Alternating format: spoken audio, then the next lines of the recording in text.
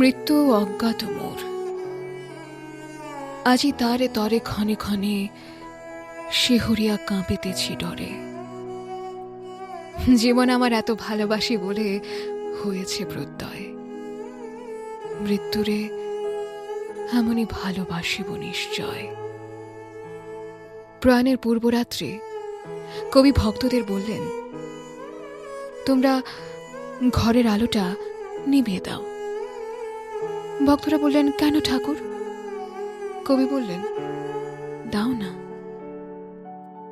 আলো নিভে গেল। কবি বললেন, তোমরা কি আমায় দেখতে পাও? ভক্তকুল বললেন, না ঠাকুর। কবি বললেন, আমি কিন্তু তোমাদের ঠিকই দেখতে পাচ্ছি।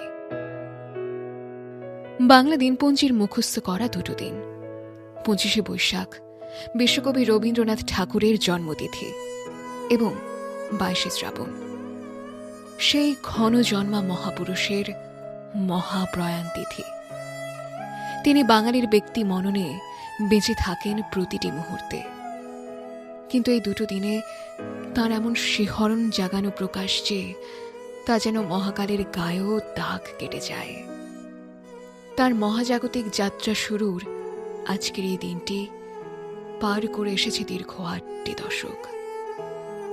কিন্তু কবি, তোমাকে তো 8টি মুহূর্ত প্রাণের অতলে অন্তর্হিত হয়ে হারিয়ে যেতে দেয়া যায়নি।